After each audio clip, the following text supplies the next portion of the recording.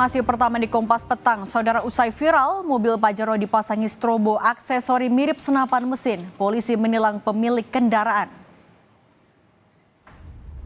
Inilah rekaman video saat Pajero Sport bernomor polisi A1496BB melintas di jalan tol dengan aksesori atau mainan mirip senjata mesin Gatling terpasang di kap mesin. Tak hanya aksesori mirip senjata, kendaraan juga terekam menggunakan lampu strobo.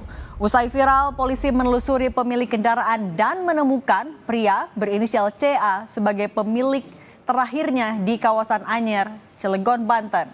Polisi menindak yang bersangkutan dengan sanksi tilang serta melepas strobo dan aksesori mirip senapan mesin.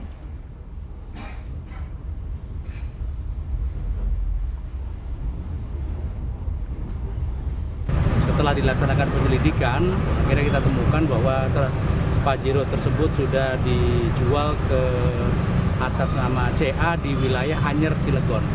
Kita laksanakan datangi TKP tersebut, ditemukan Pajeronya ada di salah satu klinik pengobatan alternatif di wilayah Anyer. Sehingga kita datangin kepada pemiliknya untuk kita laksanakan penindakan dan juga edukasi bahwa yang bersangkutan menggunakan strobo itu adalah dilarang dan salah satunya menyalahi aturan yang sudah berlaku.